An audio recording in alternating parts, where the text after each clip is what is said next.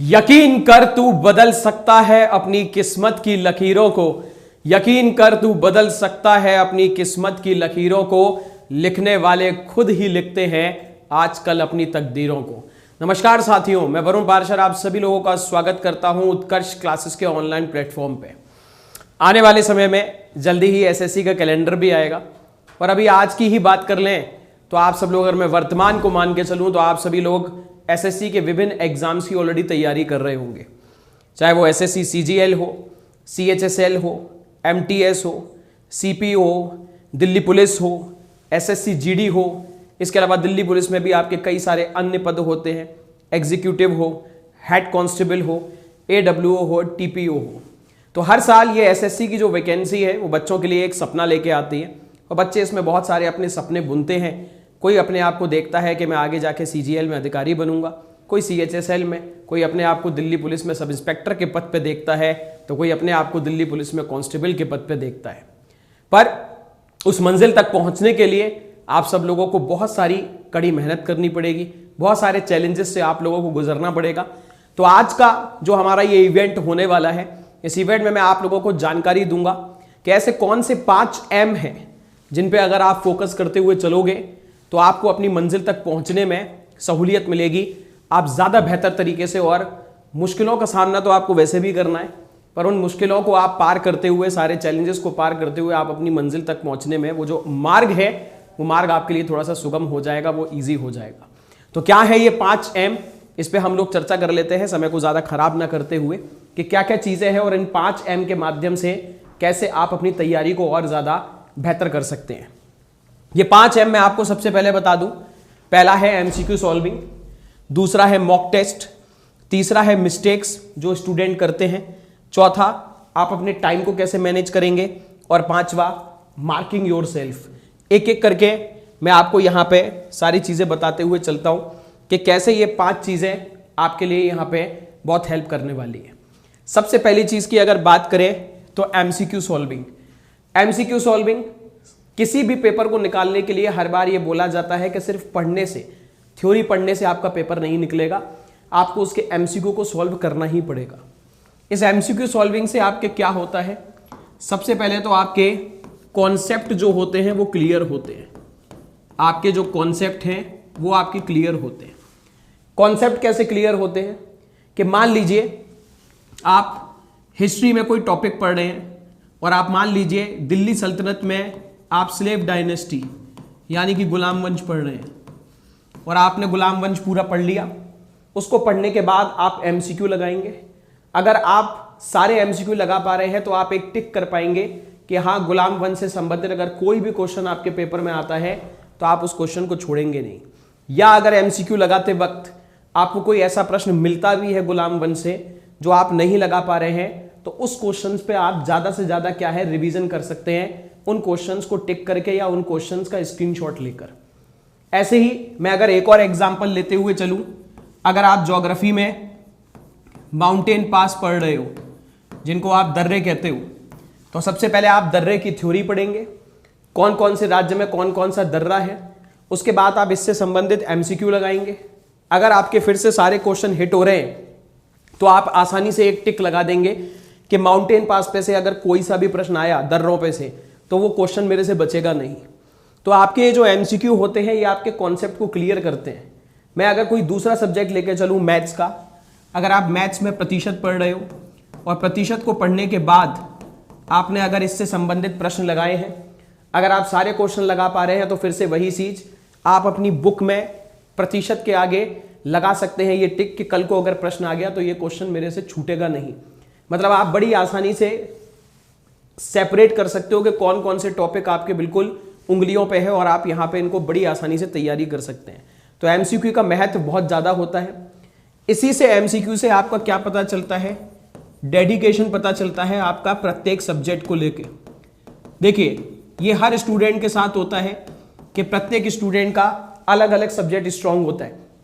किसी का maths strong है, किसी का रीजनिंग, किसी का जीके जीएस, या फिर अगर जीडी में जा रहे हैं तो किसी का हिंदी आपको स्ट्रांग देखने को मिलेगा। यही 4 सब्जेक्ट होते हैं अधिकतर पेपर में एसएससी के में। मैथ्स हो गया, रीजनिंग हो गया, इंग्लिश नहीं होगा तो हिंदी या जीके जीएस। इसमें आपसे यह पता चल जाता है कि कौन सा सब्जेक्ट जो है वो आपका बहुत बेहतर है। उससे आपको यह पता चलेगा कि मुझे इस सब्जेक्ट पे कम समय देना है। जो चीज आपकी कमजोर है उस पर आप ज्यादा समय दे पाएंगे अगर आप इन एमसीक्यू को अच्छे से सॉल्व करेंगे। प्लस प्रीवियस ईयर अगर एमसीक्यू अगर आपने नहीं करे हैं तो ये आप मान के चलना आप ऑलरेडी कंपटीशन से बाहर हो चुके हो।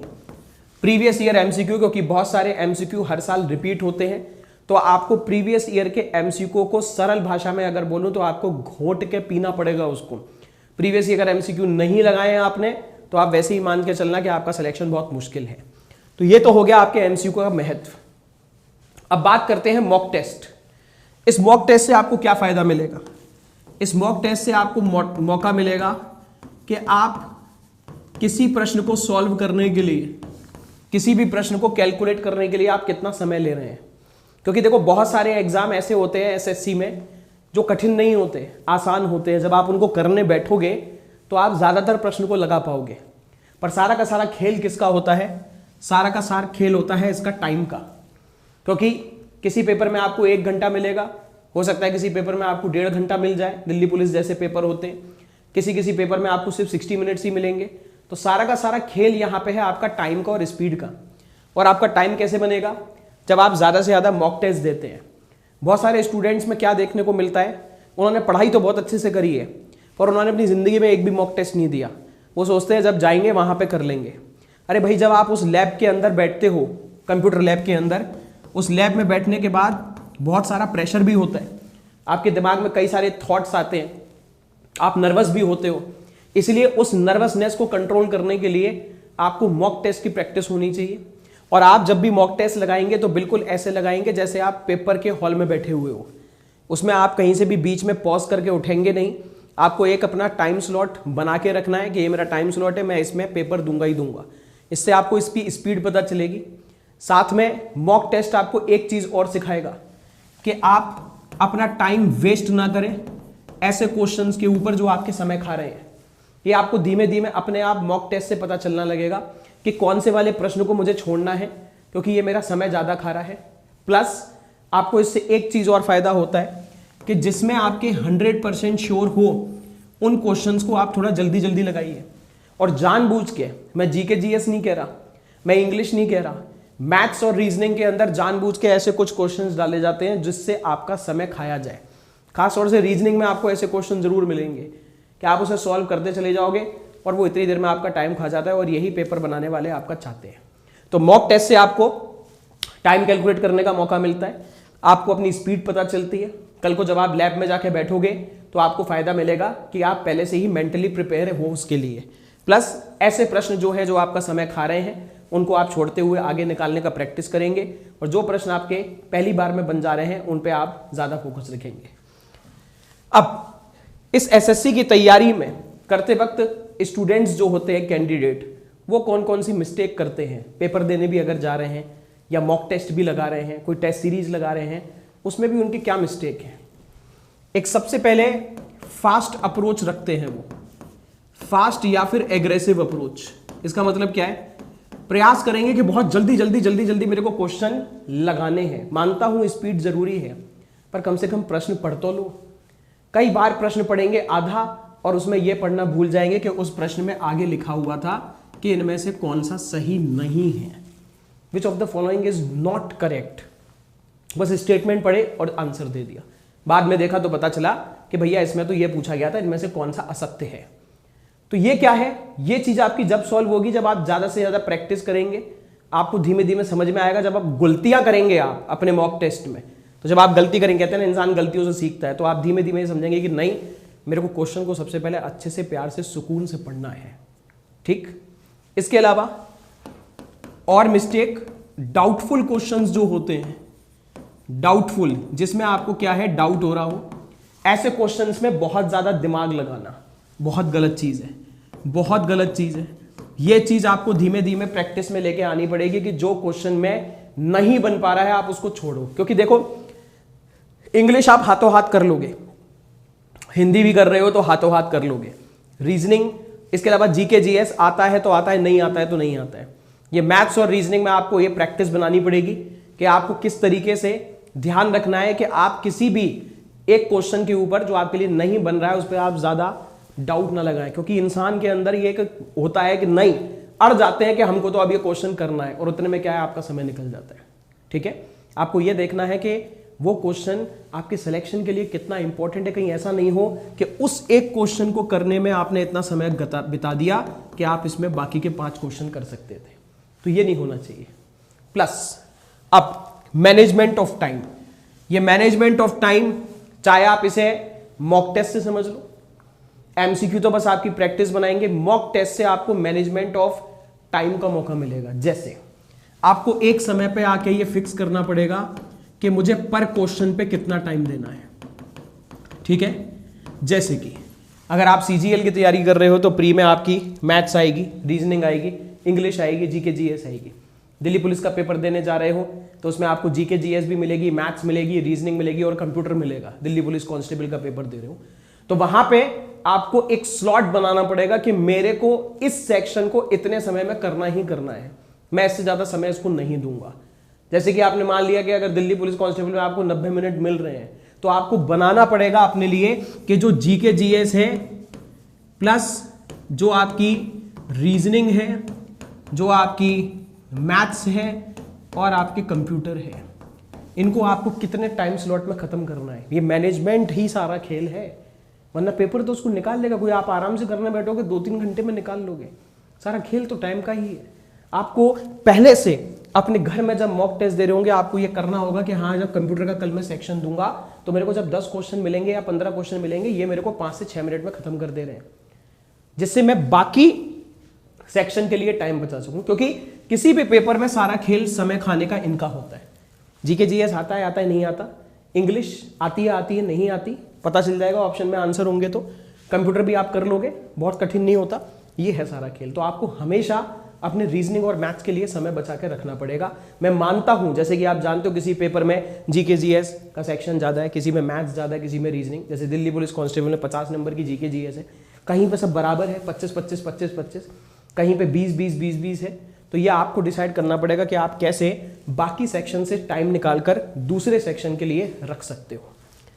अब आती है सबसे बड़ी चीज, मार्किंग योरसेल्फ की। अब ये मार्किंग योरसेल्फ क्या होता है? कहते हैं कि अगर आप किसी से पूछोगे जेन्युइनली, किसी स्टूडेंट से, कि आपका सिलेक्शन हो जाएगा या नहीं हो जाएगा, तो पता है एक स्टूडेंट को बहुत अच्छे से पता होता है कि उसने सिलेक्शन लायक तैयारी की है या नहीं। अगर वो अपनी मेहनत के लिए जेन्युइन है तो उसको अपने आप अंदर से 3 आवाजें आएंगी। 3 आवाज। पहली क्या? कि इस साल मेरा सिलेक्शन हर हालत में हो जाएगा। अगर उसने जेन्युइनली मेहनत करी है तो कॉन्फिडेंस होता है, बच्चे बोलते हैं कि इस बार हमारा सिलेक्शन होगा। दूसरी आवाज क्या आएगी? मेरा सिलेक्शन नहीं होगा। और तीसरी आवाज क्या आएगी? 50-50% चांस है, या कुछ भी 60-40। मान लो ये वो सोचता होगा कि हाँ हो भी सकता है और नहीं भी हो सकता, ऐसा। और ये एक स्टूडेंट को बहुत अच्छे से पता होता है, कैंडिडेट को। जब आप भी तैयारी कर रहे होते हो, जब आप किसी पेपर में जा रहे हो, तो आपको अपने आप आवाज आ जाएगी अंदर से कि हाँ इस पेपर को फोड़ने के मेरे चांस बहुत ज्यादा है। क्योंकि वो आपकी मेहनत आपको अपने आप अंदर से जवाब देने लगती है। आपको कहते हैं ना, इसीलिए आप खुद को मार्क करो कि आप अपने आप को कहां देख रहे हो। कहते हैं ना, खड़े हो जाओ शीशे के सामने और खुद से सवाल पूछ लो कि हाँ इस बार मेहनत करी है। आपको अपने आप पता चल जाएगा, मेहनत की होगी। सिलेक्शन हो ना हो वो एक अलग चीज है। मैं रिजल्ट पे फोकस नहीं कर रहा, हमेशा प्रोसेस पे फोकस करना चाहिए। रिजल्ट एक फाइनल चीज है, होगा नहीं होगा वो बात की चीज है, पर आपके अंदर से आवाज आने लग जाएगी कि हाँ सिलेक्शन इस बार होगा, नहीं होगा, या हो भी सकता है और नहीं भी हो सकता है। ठीक है, तो इसमें आप अपने आप को कैसे एग्जामिन करोगे? आपको अगर हो भी सकता है और नहीं भी हो सकता है, और नहीं होगा उससे अगर आपको फर्स्ट कैटेगरी में जाना है तो आपको मन लगा के क्या करना पड़ेगा?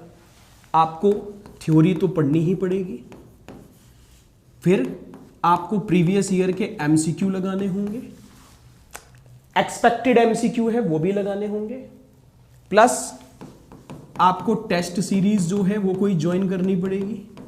ठीक है, मॉक टेस्ट मान लो।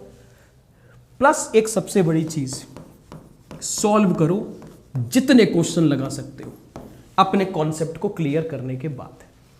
मैंने एसएससी सीपीओ में सिलेक्टेड स्टूडेंट देखे हैं, उनकी जब मैंने किताब खोली थी ना, एक मैथ्स की किताब थी जिसको वो प्रैक्टिस कर रहा था। मैंने जब उस किताब को देखा तो मुझे इतना जान के अजीब लगा, बड़ा अजीब सी लगी वो किताब। कहीं ऐसी जगह ही नहीं थी जहां पेन नहीं चल रहा था। कहीं पे लाल पेन चल रहा है, कहीं पे काला पेन चल रहा है, कहीं पे नीला पेन चल रहा है। मैंने उससे पूछा ये अलग अलग रंग क्यों? तो स्टूडेंट ने बोला कि सर रेड पेन जो है ये वो क्वेश्चंस हैं जो मेरे से नहीं बने, ब्लू पेन जो है ये वो क्वेश्चन है अगर कल को आ गए तो पेपर में फोड़ दूंगा मैं हर हालत में, ब्लैक पेन जो है ये वो है जो मैं इन पे थोड़ी सी मेहनत करूंगा तो ये हो जाएंगे। इस तरीके से उसने अपने मैथ्स के क्वेश्चन को पूरा तोड़ के रख दिया था कि ये आ गया तो फोड़ दूंगा, ये आया तो मेरे से अभी होगा नहीं, मुझे इस पे मेहनत करनी है। और कुछ ऐसे प्रश्न भी जो कल को अगर आ जाएं तो उसको शायद छोड़ने भी पड़ जाएं। 100 के 100 क्वेश्चन नहीं लगाने होते हैं, ठीक है ना, 80 के 80 क्वेश्चन नहीं करने होते हैं। कुछ छोड़ने की भी काबिलियत होनी चाहिए, कहीं का ऐसा ना हो उसको लगाते लगाते आप मेरिट से बाहर हो जाओ और आपकी नेगेटिव मार्किंग आ जाए। इसीलिए आप अपने आप को मार्क करो और ये एक प्रोसेस होता है। मेरे को ऐसा लगता है कि अगर आप मन लगा के मेहनत कर रहे हैं तो 1 साल के अंदर अंदर आप एसएससी की कोई ना कोई नौकरी तो ले सकते हो।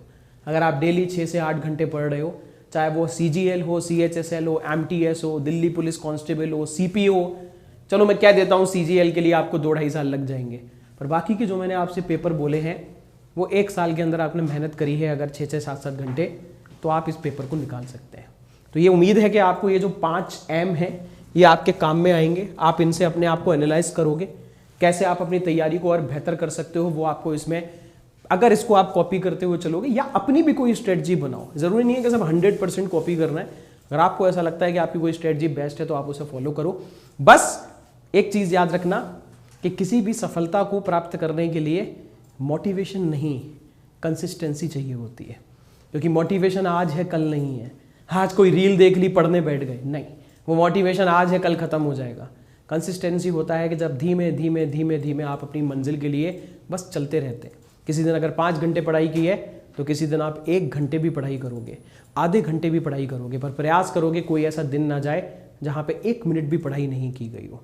तो इस कंसिस्टेंसी को बना के रखिए। मैं आगे भी आपसे मिलता रहूँगा और भी आपसे लोगों को छोटे छोटे पॉइंट्स, बड़े बड़े पॉइंट्स बताता रहूँगा जो आपकी तैयारी में करने में आपकी सहायता करेंगे। ऐसे ही जानकारी के लिए जुड़े रहिए उत्कर्ष क्लासेस के ऑनलाइन प्लेटफॉर्म के साथ। जय हिंद, जय भारत।